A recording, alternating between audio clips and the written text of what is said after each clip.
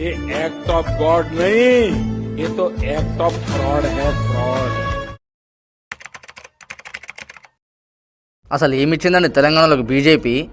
అరే ప్రతి బీజేపీడు మనకు నీతులు చెప్పేటోడైండు. అరే మాట ఎత్తితే మేము పాలించిన రాష్ట్రాల్లో అట్లా చేసినాం ఇట్లా చేసినాం డబుల్ ఇంజన్ సర్కార్ అని చెప్తారు. బొంగు చేసిండ్రు మీరు ఏం చేసిండ్రో తెలుసా? ఇగో మీరు చేసినాయి. గుజరాత్లో మొన్న గంభీరా బ్రిడ్జ్ కూలిపోయి 10 మందికి పైగా చనిపోయినరు. దీనికి మిస్టేక్ ఎవరిది? మోడీదా, అక్కడ ఉన్న బీజేపీ గవర్నమెంట్దా, లేకపోతే అమిత్ షాదా? అసలు ఇప్పటి వరకు ఎన్ని బ్రిడ్జులు కూలిపోయినా తెలుసా? చెప్తా విను.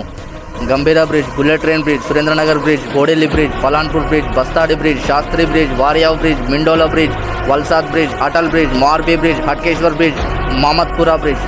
ఇన్ని బ్రిడ్జులు కూలిపోయినాయి మీ గుజరాత్లో. అయినా కూడా ఇప్పటి వరకు నో NDSA రిపోర్ట్. ఈ మొత్తం ఇన్సిడెంట్లో 100 మంది చనిపోయినారు, 100 మంది హాస్పిటలైజ్ అయినారు.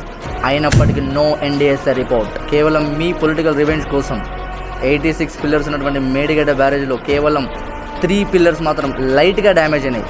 అవి కూడా రిపేర్ చేయొచ్చు. అన్నిటికీ మించి మేడిగడ్డ ఇప్పటికీ స్టిల్ ఫుల్లీ ఫంక్షనల్. కానీ NDSA వచ్చింది, హంగామా చేసింది, రిపోర్ట్ చేసింది. మరి ఆ రిపోర్ట్ ఏది? ఫస్ట్ మా దగ్గర రాజకీయం చేసే ఆ టైంని గుజరాత్ మొత్తంలో బ్రిడ్జులు రిపేర్ చేసే దాని మీద పెట్టండి. 10 ఇయర్స్లో ఓన్లీ హైదరాబాద్లో 35 ప్లేస్ ఫ్లైఓవర్స్ కట్టిన చరిత్ర మాది. 4 ఇయర్స్లో 14 బ్రిడ్జెస్ కూలిపోయిన దిక్కులేని చరిత్ర మీది. క్యా బోల్తే భాయ్ సాబ్?